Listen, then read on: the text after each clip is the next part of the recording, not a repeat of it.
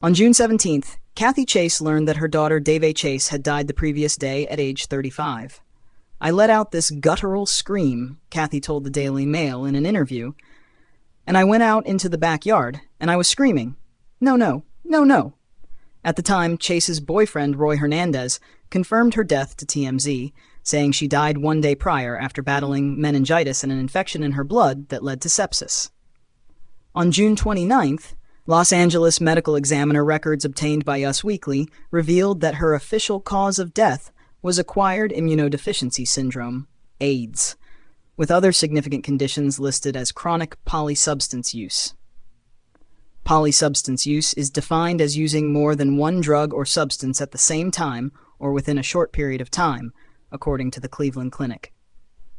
Chase died in a hospital, and the manner of death was listed as natural. The grieving mom was devastated but not entirely shocked.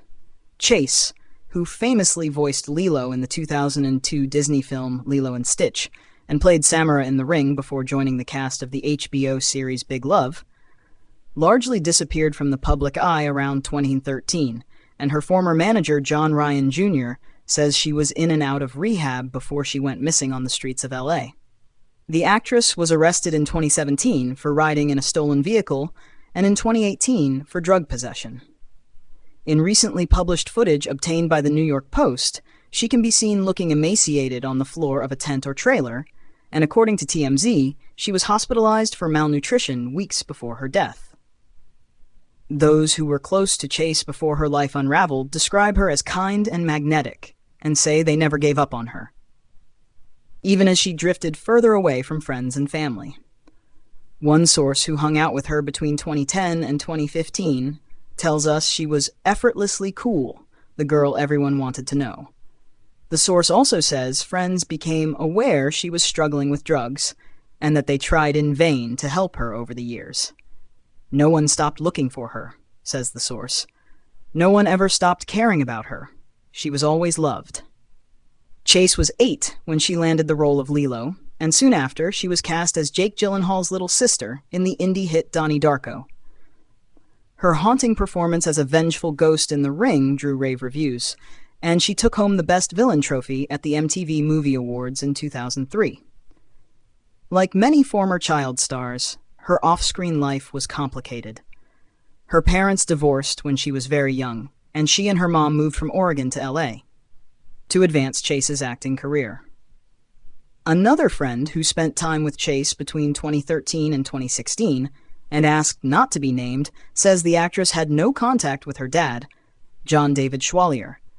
Schwalier told the New York Times they lost touch when she was 19.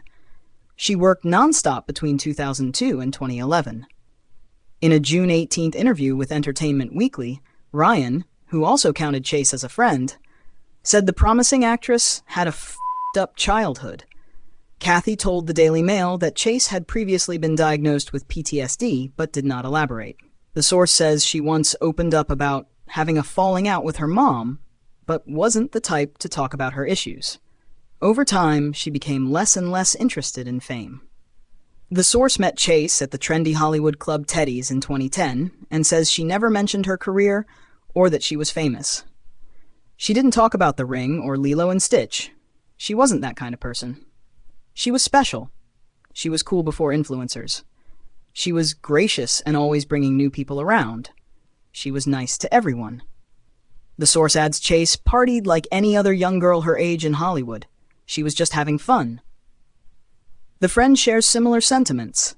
She was effervescent, sentimental, and creative, and she wanted to be known for who she was as a person outside of Hollywood. There was zero sense of any entitlement.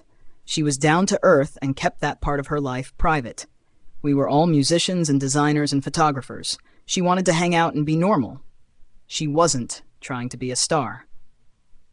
In a June 19 Instagram post, actress Amy Castle recalled her former best friend, writing, "She was beautiful and sweet and kind and funny, really funny, and innocent and stunningly multi-talented." Substance abuse became a serious issue. While Schwalier told the New York Times Chase began doing drugs at 13, her mom, Cathy, said she became an addict in 2016 after being prescribed painkillers, including oxycodone, after a motorcycle accident left her with a back injury. She was seeking drugs and was partying with the wrong people. The friend says, "There were drugs around, but it was not a particularly seedy scene," adding, "If you don't have infrastructure to ward you away from harder elements, it can be easy to fall into." Her behavior was erratic before she disappeared. Ryan told Entertainment Weekly his client was getting big offers for high-profile projects when she went off the grid. He was informed she'd blown off a meeting with legendary late director Rob Reiner around the time of their last face-to-face interaction in 2015. The friend says Chase spent the night at his home before a scheduled rehab stint in 2016. She was very aware at that stage that she had drifted a bit, the friend says. She needed a safe spot before she went to treatment, so she stayed at my house. She was committed to getting help and getting a hold of herself. People in Chase's inner circle tried to help her. The friend says Chase's father reached out over Facebook around the time she entered treatment and continued checking in afterward. "I gathered that Daveigh had pretty injured trust in people in general. It feels like she had her reservations and maybe did not fully trust those who could have helped her," says the friend, adding, "She had challenges, and those challenges are magnified by Hollywood." Ryan noted that he wasn't initially overly concerned because Chase had a tendency to disappear for months at a time. Every year we'd hear, "Oh, she's in Van Nuys, she got in trouble doing this, like she's floating around." But there wasn't ever really like a missing person report or anything filed because she was kind of missing on her own will. Cathy said she searched LA for Chase, talking to fellow unhoused individuals and following leads. She was told Chase had been trafficked at one point. "People are saying I must have been a bad mother, but I never gave up on her," Cathy said, noting that she hit the streets of LA after seeing the Skid Row video on Reddit. "I am a mother who loved her daughter so much, and I tried desperately to try to get her help, but you can't legally force someone who doesn't want that help."